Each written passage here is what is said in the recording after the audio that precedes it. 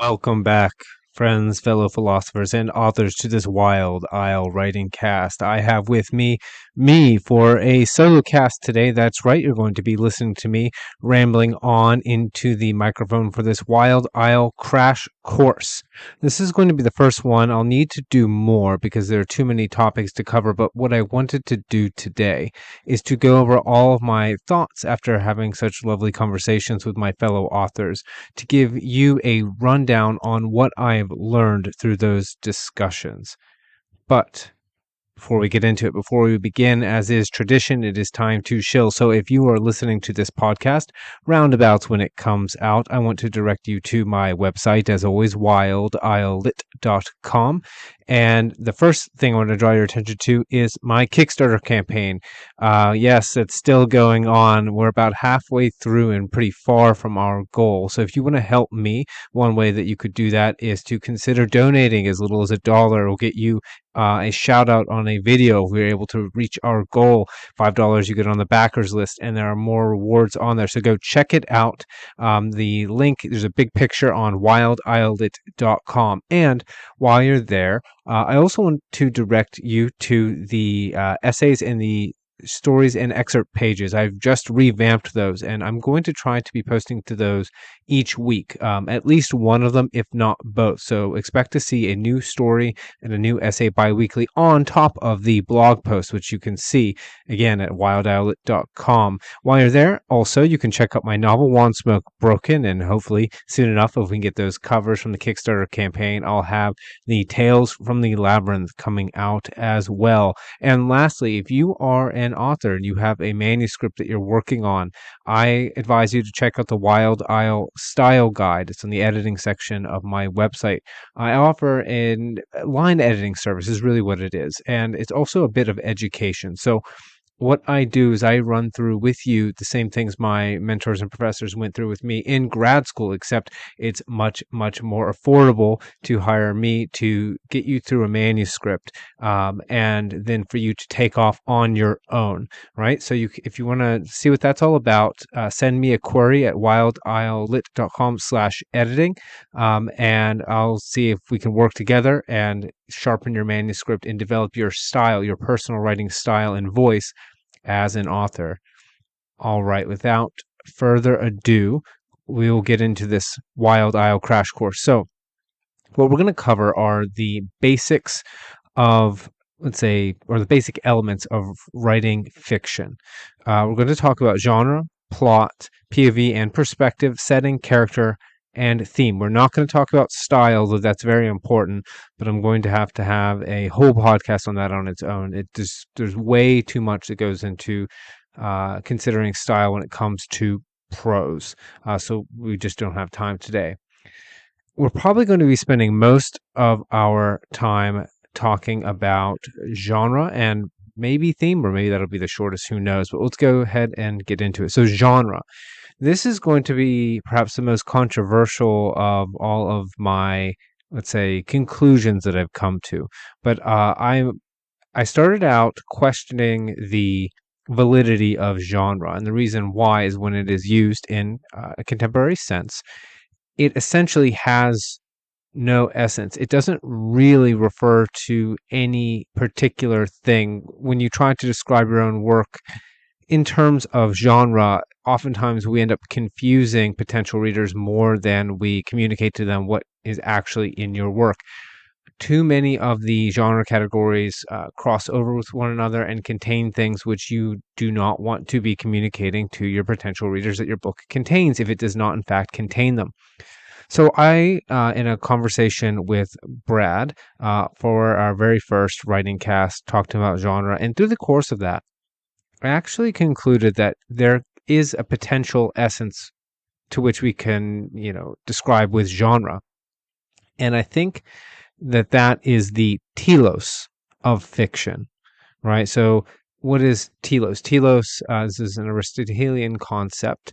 It's essentially the end of a thing. By end, it means its purpose, but I don't like the word purpose because people will get caught on the subjectivity. So let's use the word function instead, right? So the question is, what is the function of a particular work of fiction on the reader, right? And why do I want to plant the essence there? Well, the reader is a human being, an agent, and a biological agent. It has particular emotions. We have particular emotions, and we can act on them. Now, people are different, and they respond to the same text differently.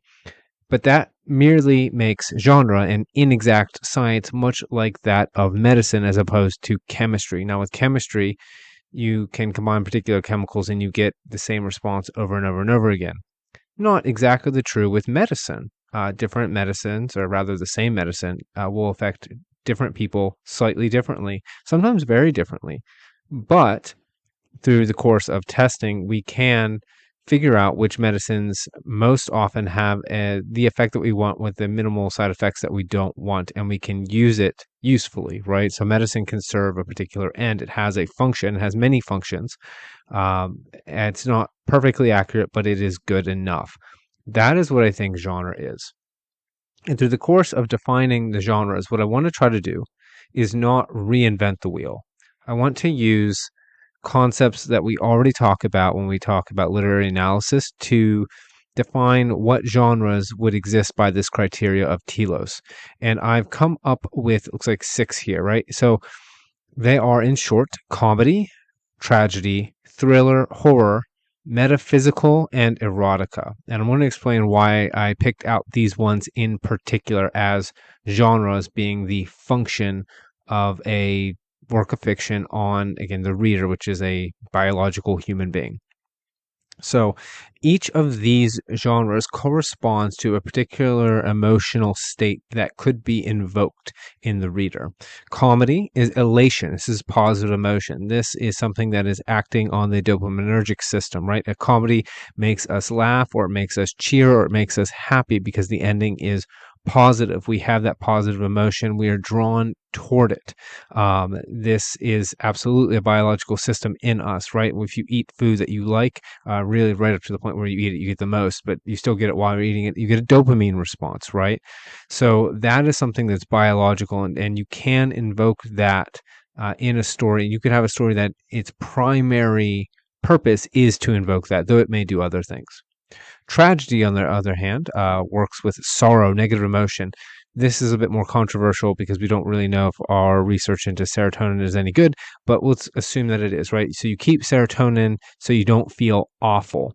And a tragic story plays upon the feelings of sorrow, it plays upon perhaps anguish, despair, those type of emotions. And typically with a tragedy, we use that in order to invert it with catharsis, right? So this is a bit of a tangent, but it's important to understand so you understand what a tragedy is. You experience the negative emotions that a work of fiction gives you with tragedy so that you can experience catharsis. This is a relief from a kind of existential dread, and you get this relief because through experiencing those negative emotions of somebody else, you learn how they came to experience those negative emotions, and you learn how you can avoid it. And you also learn that there is some type of order in the world, right? When you see someone rightfully punished, which they are in a tragedy for some tragic flaw that they do not overcome, then you say, okay, when you have a flaw and you don't overcome it, you get punished. But you get punished because you didn't overcome it. It's not random and arbitrary. So though I really wanted this hero, this tragic hero, to overcome their flaw, and they didn't, and they met a tragic end, I have gotten something out of experiencing this negative emotion, just like you do when you make a mistake, right?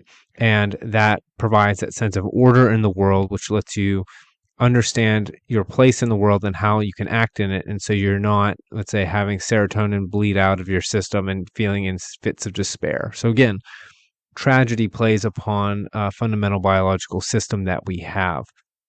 The others, so let's go through those. We have thriller, horror, and metaphysical and erotica.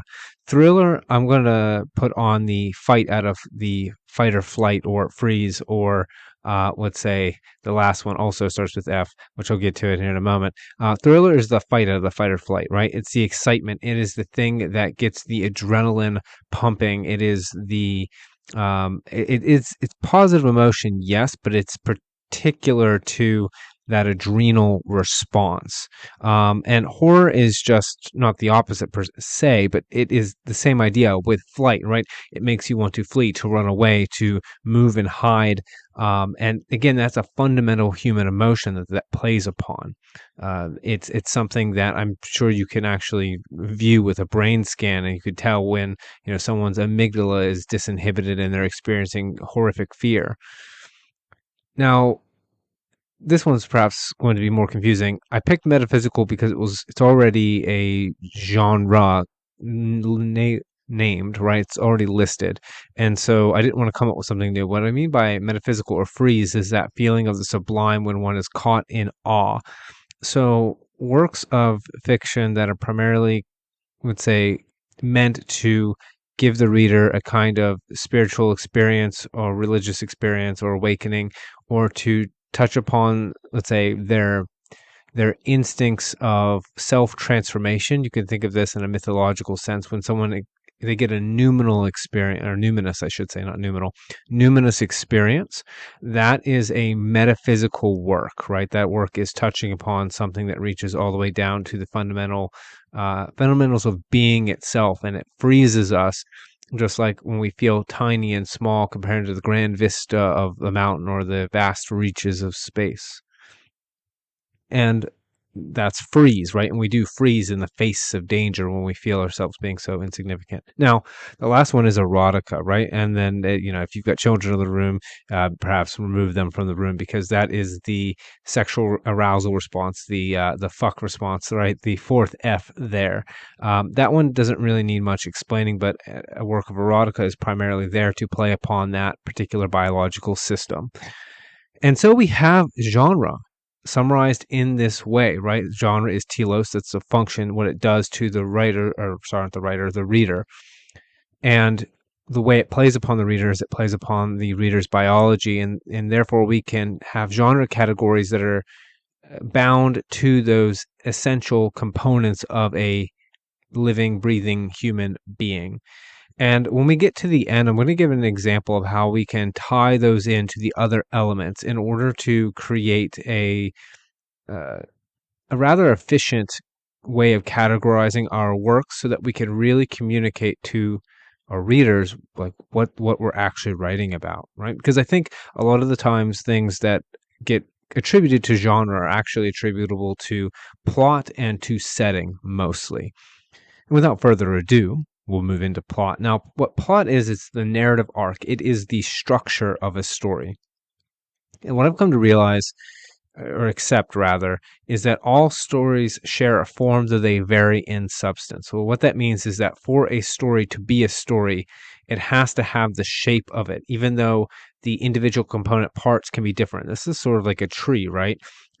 The form of a tree is what fundamentally makes it a tree to a human being. Now, you can have something that you could argue like, okay, well, genetically, this is technically a tree, even though it doesn't look like or function or do anything like a tree. But then at that point, we're playing semantic games, and the name tree is no longer useful in the context of being a human being. So what I'm arguing here is that there is a particular form of narrative arc. This is essentially Freytag's triangle, and all stories will play upon this structure, though there is going to be differences within that structure. Now, you can think of it as one plot form, but many plot types, depending on the nature of the conflict. Now, that's really important to think about, is plot is centered around a conflict. It doesn't matter, because if you don't have a conflict, you don't have a plot. What you have is a series of events with no tension. Why is tension important? Because tension is what drives the reader to continue reading. A story that doesn't have any tension is naturally boring and disengaging and repulsive to a reader. So in order to have a plot that functions, it must have a structure that includes in it a conflict around which tension can be generated and expended.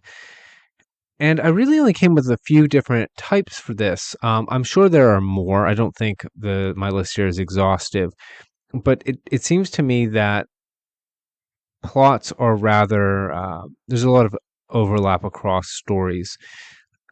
Probably because conflicts are only of a few real key natures. I have here action and adventure as one, hero's journey as another. Now you can obviously see overlap there. Mystery and romance are the other two. I'm sure I'm leaving plot types out. Please leave in the comments if you're over on YouTube any other plot types that you think fit in here. Now, here's why I picked out these four. So, action and adventure is an overcoming of others or external obstacles as its primary, let's say, conflict, right? The conflict is centered around, do the protagonist overcome some external threat or achieve some external goal? And I separated that out from the hero's journey because the hero's journey is always an overcoming of self, right? The point of the journey is that the hero transforms across the journey. So the obstacles, even though there are external obstacles, fundamentally the story is about the internal obstacles. The conflict is the internal conflict more than it is the external conflict. Hero's journeys also tend to be those coming of age stories. And that makes sense because the coming of age means one is transitioning from childhood to adulthood or from being like not good enough to good enough, whatever it is. And so naturally, we're going to see internal conflict be the centerpiece. Now, mystery is a little bit different because obviously with a mystery story, you're going to say, well, how is that different from external, overcoming external obstacles with action and adventure? Well, what I find to be fundamentally different with the mystery is it's about an unanswered question. And if that question were to be answered, the story would necessarily end. Like right there, the story would be over. How is that different than action adventure? Well, let's say that you have, I don't know, a Conan the Barbarian story, and Conan doesn't really need to transform as a character. He typically doesn't, not within a story. He perhaps does so across stories, but that's a different thing. So within the story, he's not going on a hero's journey, but he is battling against, ancient godlike creatures and different peoples and corrupt kings and other barbarians and whatnot, wild animals. And while he's doing that, you're not really questioning whether Conan will achieve victory. It's guaranteed. The question is actually already answered. Yes, Conan is going to win. That's what's going to happen. You can say perhaps the question is how, and that is kind of a question, but fundamentally you are watching him overcome those external obstacles. Whereas with a mystery, if you were to say, is Conan going to overcome? If it was a mystery story and you said yes, then there would be no point in reading. That's what makes it different. So, like you think of the whodunit stories, where the whole point of the book is to figure out, well, who did the murder or who stole whatever it was that was stolen.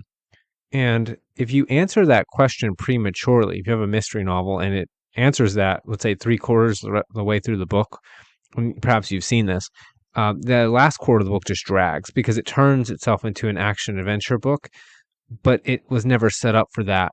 And so it makes the last, the tail end of the story not very, let's say, engaging. The tension has all been spent once you answer that question. So that's why I think mystery deserves its own plot type because it its tension is all bound up in that particular question in a way that the other plot types, you could spoil the answer to that question and it doesn't spoil the tension of the story. The last is romance. So that's the forming or maintaining of a relationship. And I want to extend romance beyond just sexual relationships.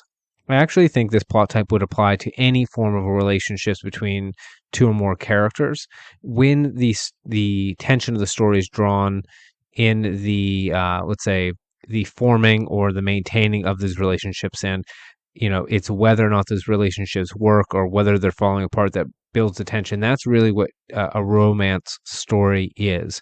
It doesn't really matter if the characters are overcoming some other obstacles. Sometimes in romance stories it really doesn't matter too much if certain characters do or not overcome internal external conflict. What matters is what happens with the relationship between them. So the tension is and the conflict are tied up between characters rather than being outside or inside characters necessarily. Not to say that any of these are mutually exclusive, but we could say that certain ones are more let's say, primary than others in a given work. And those are my plot types that I want to list out. And you would pair those with genre in order to describe your work. And we'll get to that eventually. We'll spend a little bit of time, though, in point of view and perspective.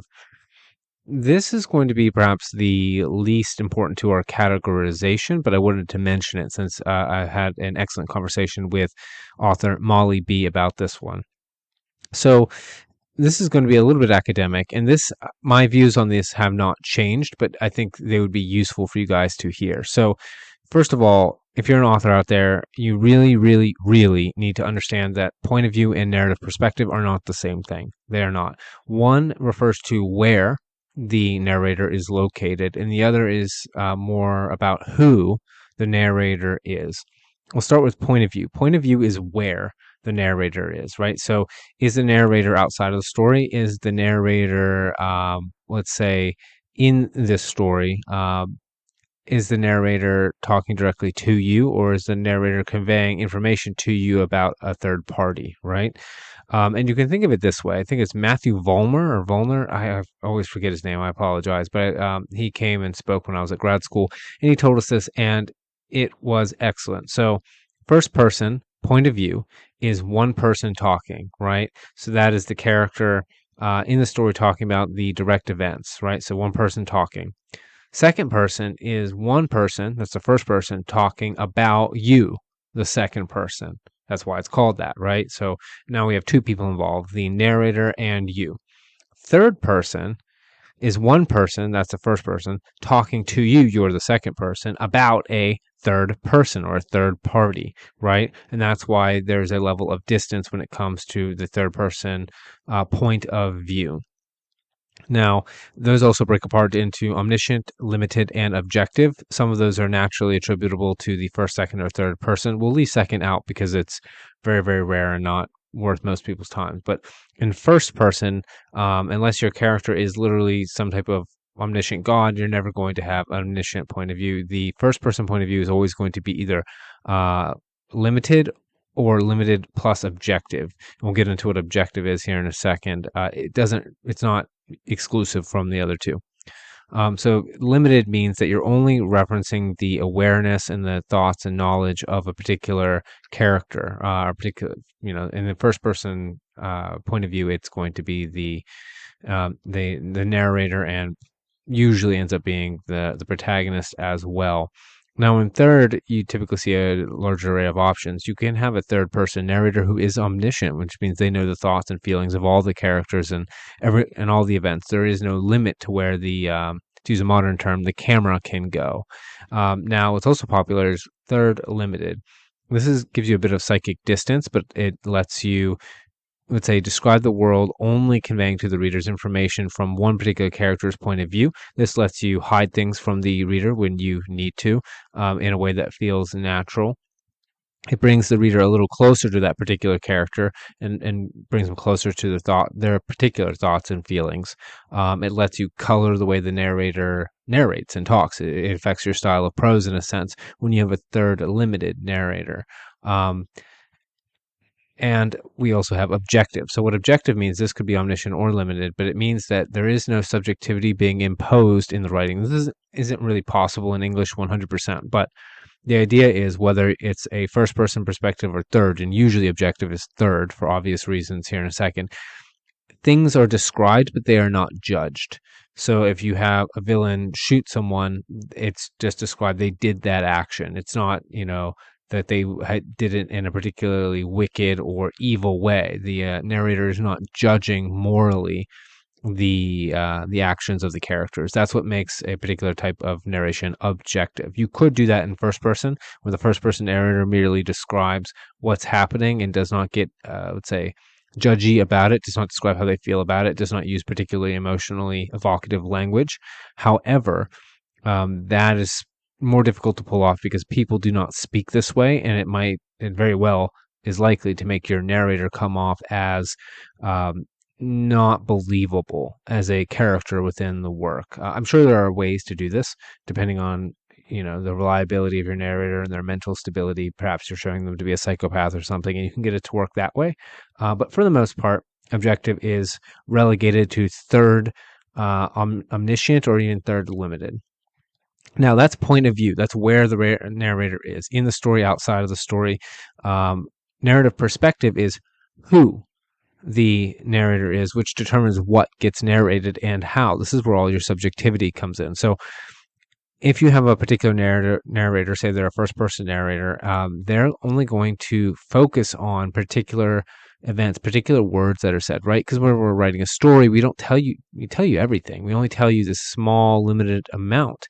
The camera can only be on one spot at a time, and it's actually more restrictive with prose. You can only really write one word at a time, one sentence at a time.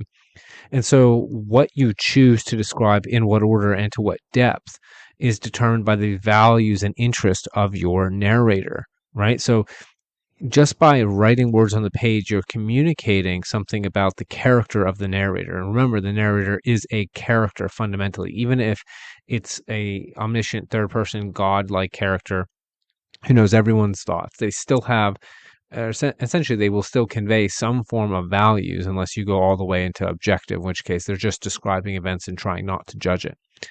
But what you choose to describe shows what is important to that narrator. And so when you have a particular narrator, whether, doesn't matter what point of view you end up going with your story kind of dictates what's usually best, though it can vary. When you do that, remember that what you're describing is dependent on who is telling the story. They're going to notice certain things. They're not going to notice other things. They're going to value certain things and describe them with more depth. They're going to use particular types of language, right? If they think something is morally repugnant or disgusting, you'll see their particular word choice change. If they like the thing or have a bias toward it, their word choice will change again. Their diction will become suddenly more positive. They'll use thicker words, thicker meaning having more meanings, usually moral judgments laden in them. All right, so that's point of view and perspective. Moving out of that back into setting, or not back into setting, into setting.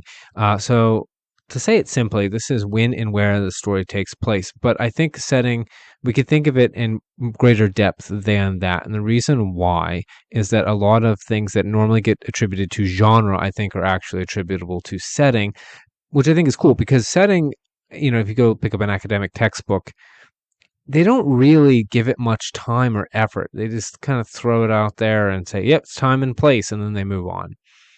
But I want to lay out what I think are the possible, let's say, categories of setting that help us understand how setting affects the rest of a work.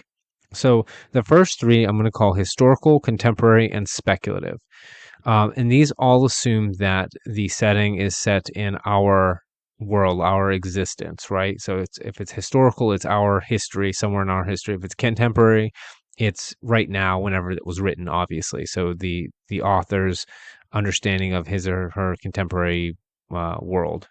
And then speculative, this is where, or what I should say, we would normally call science fiction. Now, why am I pairing science fiction and speculation? Well, after having an excellent conversation with Michael H., also called Eternus, you can find him over on Minds. He's got some excellent science fiction.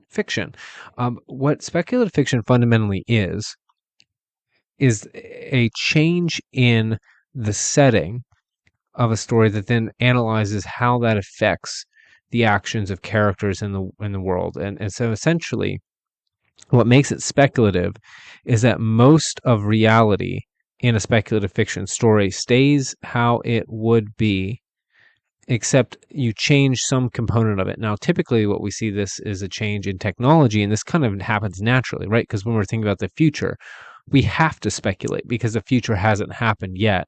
And so we see, okay, well, here's a story about how technology changes the future. What does this do to the way mankind relates to one another? What does it do to his relationship with nature? What does it do to, his philosophical and religious thought, et cetera, et cetera, et cetera?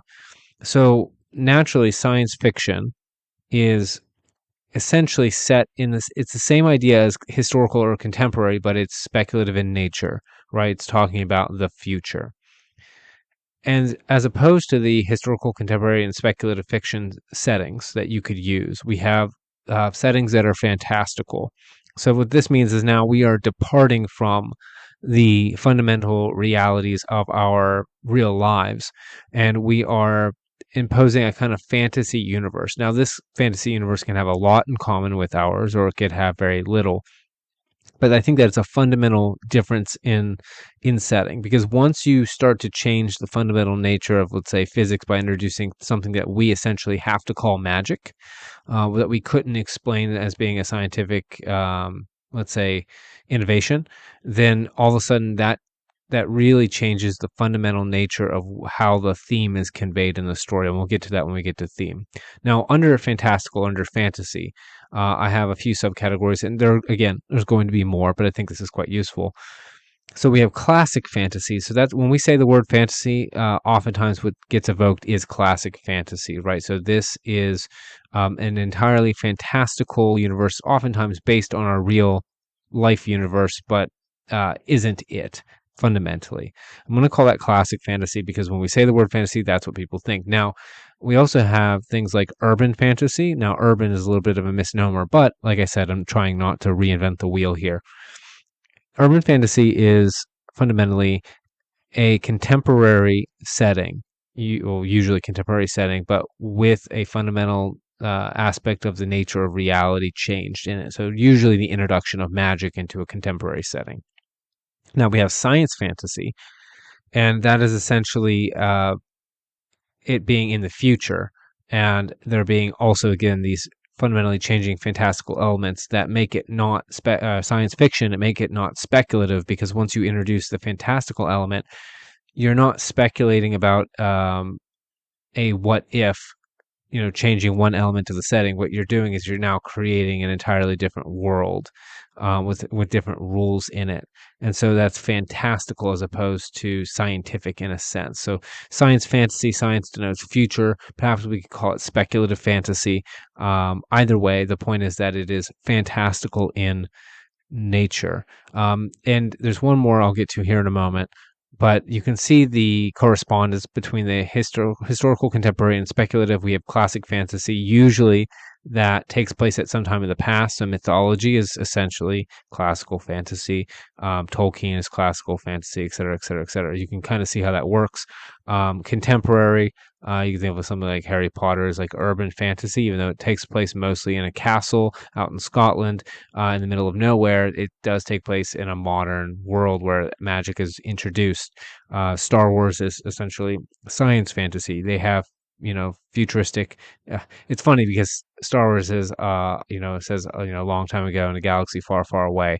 But for all intents and purposes, it might as well be in the future because they're speculating on something that would have to be produced for us in the future. But there's also magic in this universe. And when they say a long time ago, we have to remember that it's not a long time ago. It's whatever the Star Wars universe a long time ago is, which could very well still be very much in the future for us.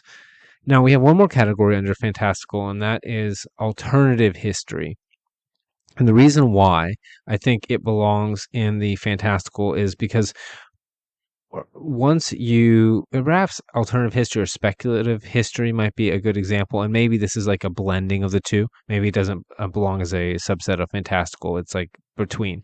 But when you go back in history and you say, okay, let's change these events, it has that speculative aspect to it. But then the change in events or the introduction of an element that was not present, it really fundamentally changes what goes forward out of that. Now, perhaps I could have a dual nature. We could have like an alternative history, and that would belong to the first three categories. But we could have a kind of I don't know, almost like historical classic fantasy, combining the idea of introducing magic into history and then seeing what changes there. Because that's going to change once you introduce something akin to magic. What you're doing is you're introducing something that does not follow the rules of our existence, and then therefore is going to be fundamentally different. So that one perhaps should be split into two, but you can see the idea that these are all settings, and fundamentally the differences, the divides are among, let's say, something close to our reality and the past, present, or future, or something that deviates from our reality, past, present, or future, and that's going to affect the way the story is told. All right, and that is setting. Let's move on to character. Now, with character, we have the symbolic actors and agents of a story. I really want to focus on that, right? Because when we look at the meaning of the word character, characters, like in a word, are the individual letters or symbols in a pictographic language that then represent greater meanings when combined together. Characters in a story are not different than that, and I think people get confused. We have to remember that a character on the page is not a person. We are, again, this I got this talking to Michael to Eternus. We're not making realistic characters. We are making believable characters with high degrees of verisimilitude, depending on their use in the story, and that's because they are pieces of a whole person that we are showing certain facets at a time, certain sides of a person at a time. We can't ever in fiction show a whole, even in nonfiction for that matter, doesn't matter. You can't show a whole person because you can't describe a whole person at once. And also because of the constraints of plot that we mentioned before, you don't have the time and space to do that, right? You can only describe things that are relevant to the plot or to the development of the character that then is going to relate to the development of the plot in some way, shape, form, or another. And so, what am I saying here? I'm saying that a character is always a symbol. A character is not a person. A character is a representation of an aspect or many aspects of a person. And what kind of characters are there? Academically speaking, we have the typical four types. So we have flat, round, static, and dynamic. Flat and round are not mutually exclusive from static and dynamic, though they are each exclusive from each other. So a flat character is by definition not a round character, and a static character is by definition not dynamic. We'll go from simple to complex. So a flat character, these are tertiary or stock characters. These are characters that are often unnamed, and the key thing to think about them is they're definable by being representative of one or two key aspects of a person. This can be someone's profession. This can be one particular emotion. A character that is essentially functions to just be angry all the time, or to always be sad, always be happy, something like that. But they don't really have an interior life. At the very least, one is not explored in the story, and it's not really relevant to the story, and so it never gets mentioned. It doesn't come up as significant. That's a flat character. They're like background pieces, right? These are your extras in a movie, versus a round character as more complex, right? So these are going to be your protagonist, and also oftentimes your secondary characters get a bit of roundness to them. They're certainly rounder than flatter stock characters or tertiary characters that are essentially names and perhaps descriptions. These round characters, therefore, are multifaceted. They have many faces. And this means they are more representative of a whole person. They still aren't an entire person, but you will see a greater depth to their character. They're going to have individual interests and wants and needs that are going to be apparent in the story, things that they're pursuing. They're trying to fulfill their desires. They're trying to avoid their aversions. And oftentimes their desires and aversions are in contradiction with one another, certainly with other characters in the story, oftentimes in ways that are complex, right? So some aspects of a character are in conflict and some are in cooperation. And because of that, it feels much more like a whole person, because we as people are not flat. We are rather round. We have many and different contradictory feelings, desires, wants, needs, aims, ambitions. We have complex relationships with one another rather than simple, relationships that are attributable to a single title. They're usually attributable to multiple titles, right? Round characters as your protagonists, they have more about them that, that the reader can sympathize with. Now, we also have static and dynamic. These are rather simple. So static characters don't change during the plot arc anyway.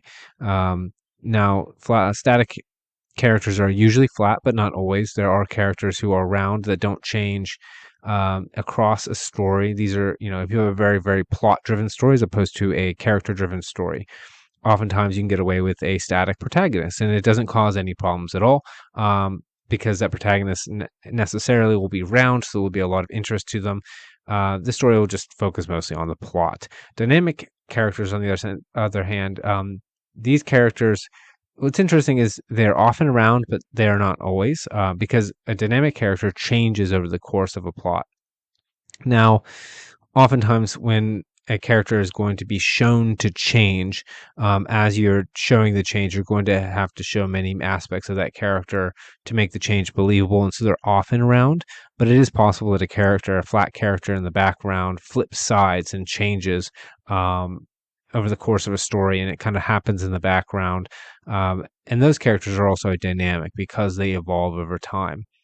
The important aspect to understand with flat, round, static, and dynamic characters is whether or not your story is primarily character driven, or is the conflict centered inside the characters or in the relationships, right? So if you have like a romance story, or a hero's journey, you're really going to want dynamic characters. If you don't have dynamic characters and perhaps more round than flat characters, the tension is going to bleed out of your story because they're not going to be believable, which means if I don't buy in, or if I'm not sympathetic with the characters, I don't care what happens to them, so the conflict becomes irrelevant. If, however, you have a very plot-driven story, you can get away with flatter characters or more flat characters in your story because it's what's happening that's more important. The plot, the conflict is centered on the outside and externals, as opposed to internals, right? And therefore, you can also get away with more static characters because what really matters isn't does this character transform, but does this character overcome the obstacle? You can even do this with mysteries, right? The detective in the mystery does not have to transform. He can be completely static. And a lot of the characters actually can be stock characters because in a mystery, what matters is who done it, right? Like, solving the mystery, the clues, and leading the reader along. So you can see how stories are plot or character centric, and character centric stories are more internal. These are hero's journeys, and romances, action adventure stories, or mysteries tend to be more flat and static because all the complexity is wrapped up in the plot as opposed to inside the characters. And now this all runs down to the theme. I think I'm going to be short about this. I have a whole essay on my website, wildislelit.com. If you heard that loud snapping in the background, by the way, that was a bug zapper I have to save me from the evil insect. So yeah, go to my website and check out my stuff to keep me alive and eating so I can move out of this evil dwelling cave of an apartment. But back to the podcast, right? So theme. The theme is the thesis of a work. You can read the essay Theme as Meta-Narrative over my essays section. I wrote that years ago, and it still stands up to this day, I would argue. Why do I think that theme is the thesis? Well, they share the same roots if you look up the etymology. And if you try to draw out a work's theme, what you find is that you can do it by looking at the symbols and looking at the meta-narrative that they compose. Now, I want to make sure that we understand the difference between theme and motif. Textbooks do not do a good job of articulating this at all. If you guys listen to my conversation with Fallon from Fallon Edits, it's one of the other writing casts, you'll know that different authors and lecturers and editors and readers use these words interchangeably. I am going to argue because of the etymology of the word theme that it's in common with thesis, and motif is merely essentially repeated symbols that contribute to the theme, but the theme itself is a thesis. If you know anything about a thesis statement, it is a complete articulated thought that has a claim. It is saying that something is true about the world. And in a work of fiction, you are creating a story that, when we apply order abstraction, which I'll explain in a second, creates a second narrative on top of the, I'll say, literal narrative in the story that is an abstract lesson or a moral. So essentially, you know what a fable is. That a fable teaches you a lesson. Well, technically speaking, every story teaches a lesson. Now, some stories teach more profound lessons than others. Some stories try to teach lessons and claim falsehoods, right? Which makes sense because you can have something like a false claim. If you think of a story that's essentially a propaganda piece, that's what that is. So, how do you understand what the theme of a work is? Now, I'm going to say that this is done by order abstraction. So, there's first, second, and third order, and what these are categorizations fundamentally. So, getting a little bit Platonic about it, Plato, we have the thing itself, right? So that is the object as it most fundamentally is, not the thing in itself, which I think was his like realm of forms, but like the objective, the object. Now, we don't experience the object. That's the noumena, if you want to use Kant's terms, which I do like a little bit better. We experience phenomena. So we experience shadows on the wall, most fundamentally. Now, that's the first order of abstraction, right? Because again, my eyes don't directly see the cactus on my desk. My eyes see, let's say, light reflected off of that, and then an image is generated in my brain. And the same thing with all the colors and all the attributes about it. And if I touch it, it's the same way with the sensory organs and nerves in my skin, right? So I don't get direct experience. I get experience filtered through my biological apparatuses or apparati. I don't know how to pluralize that. That give me a shadow. But I'm talking about the particular cactus on my desk. There's also the second order of abstraction, the cacti, right? The idea that there is a category of plant, plant itself being a second order abstraction, right? That I call a cactus. So what that means is I'm referring to a type of first order abstraction. So there's the cactus on my desk. That is first cacti, the idea of a cactus, not a particular cactus, just but of the general category. That's second. And where we get theme from is when we move up to third. So you can tell now I've been talking about denotations, but when we get to third order abstraction, we're talking about connotations. We're talking about associations. A cactus is a thing which survives in hostile conditions, right? That's what we think of when we think of cactus. Now, not all cacti actually do, but when you say the word cactus, that's what comes to mind. They're generally speaking plants that survive in dry, arid, hostile conditions. They're plants that are prickly and spiny that hold lots of water. They are green. Some of them have fruit and flowers, but not all of them. But so that's not perhaps fundamental to a cactus. But the idea is it's like this prickly plant that exists in a dry, arid area. So a thing that's prickly, a thing that survives where other things die. That's third order abstraction. And if you wanted to run an example of this, right? Let's use Edgar Allan Poe's The Mask of Red Death. So if I ask, what's the theme of The Mask of Red Death? Well, literally the Red Death is the symbol of death. We have the party goers who are trying to hide from death. And what they do is they lock the gates shut and they try to distract themselves from the fact that death is out there and it's coming for them. Through indulgence and through degenerate partying in this macabre, essentially manor house. And what ends up happening is that death will find you anyway, and it doesn't matter whether you have a masquerade and you're hiding your face and you're all getting drunk and perhaps having like orgies in some back room, because I'm sure they would.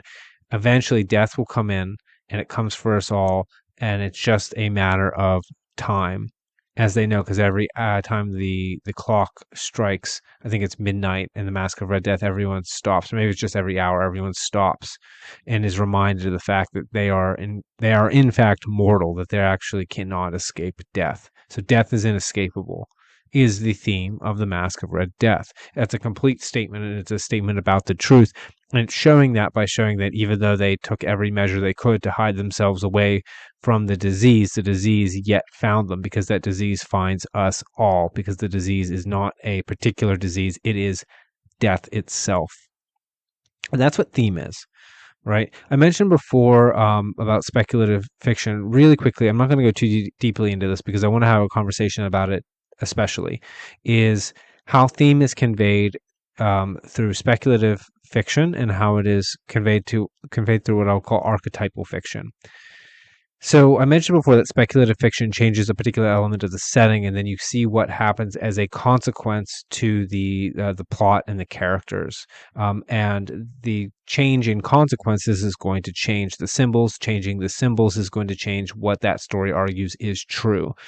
That's, I think, what speculative fiction is in classic science fiction does that, right? It's like, okay, well, if we introduce this, does it change the theme? Do we learn something about the world, particularly about how the world and the environment affects us as human beings existing in this life?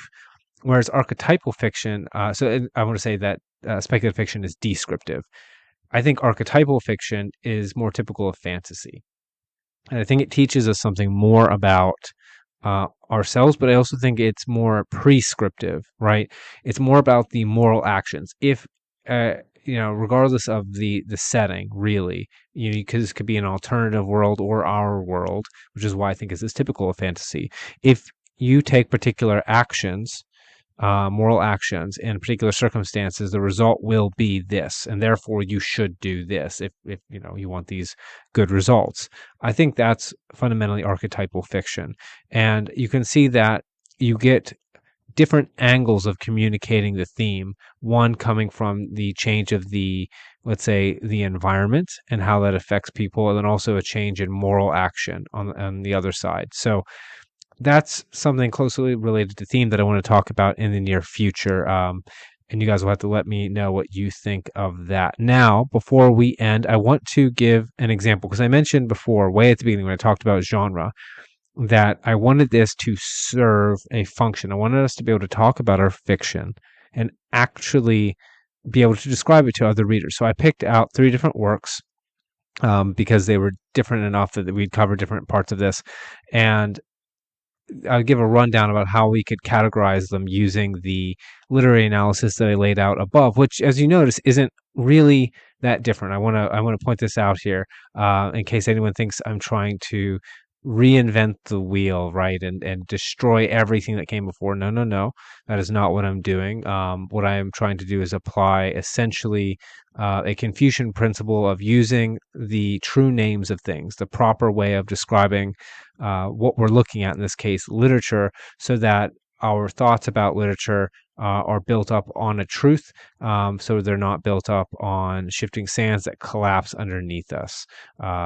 Essentially just revisiting the ideas that we've had before, keeping what works, finding what arbitrary slop got added to the mix, and letting that sift itself out. So here are 3 examples, and you can tell me if you think that this, I hate to call it a systemization, but for lack of a better word, this system of literary analysis is useful. So let's start with Shakespeare, Romeo and Juliet. So I'm going to say that Romeo and Juliet is a tragic, that's the genre, right? Historical romance. So historical is in reference to the setting, so it's historical fiction, and the plot type is romance. Now, it's set in Verona, Italy, and I don't know the exact date, so I couldn't find that, but that's the idea. So tragic historical romance set in Verona, Italy. The protagonists are the star-crossed lovers, Romeo and Juliet. I'm not going to go into that because you guys know that and you can look at it yourself.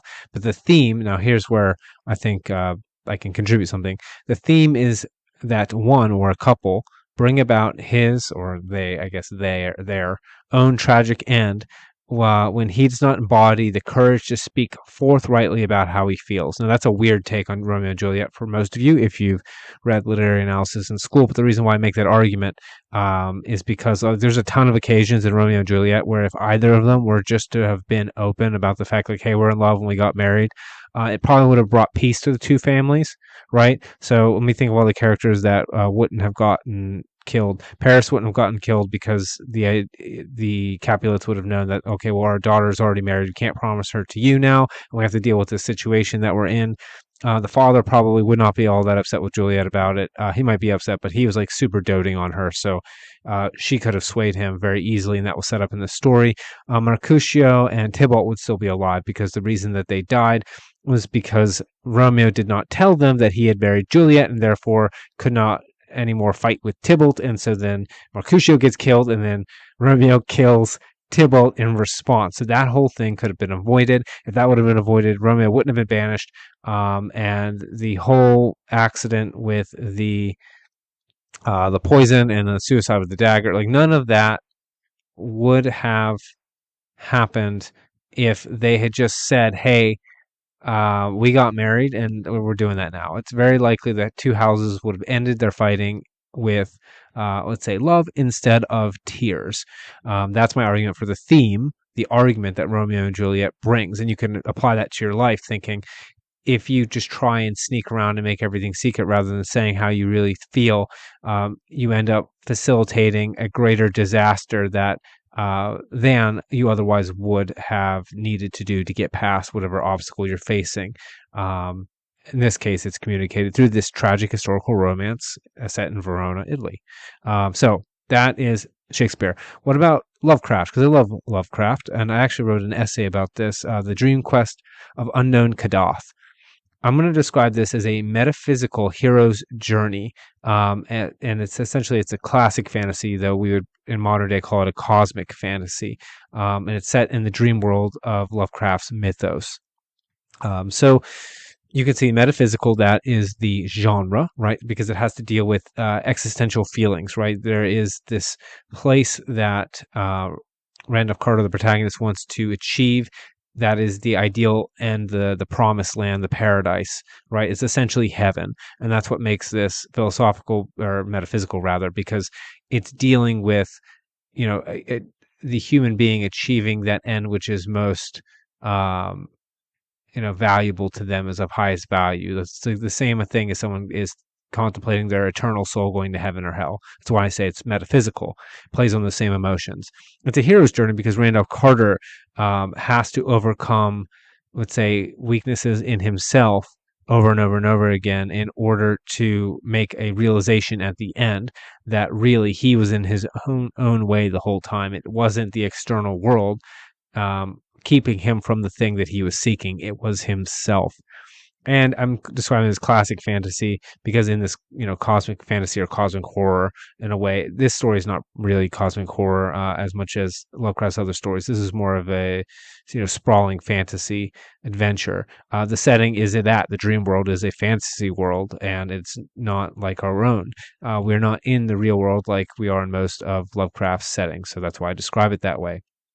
I already mentioned the protagonist, Randolph Carter, and the theme, I mentioned it, is that the promised land, the idealized state of being and place of being, is actually achieved through self-transformation and an acceptance that it is already within the self, right? Because he faces off against Nyarlathotep at the end and realizes, wait a minute, I already have the Sunset City, and then he, accepts that he is already where he needed to be the whole time. That's self-acceptance, and that is how he achieves his metaphysical happiness, right? So that we have the Dream Quest for Unknown Kadath played through in this system. Now, this one, I'm cheating a little bit. I've seen the film, and I have the book. I have not had time to read the book, unfortunately, is Starship Troopers. And I really do want to read this book. The film was excellent, and as far as I can tell, Heinlein's philosophy is also excellent. But I know enough about the plot, and if I get something wrong, please let me know in the comments below if you're over on YouTube.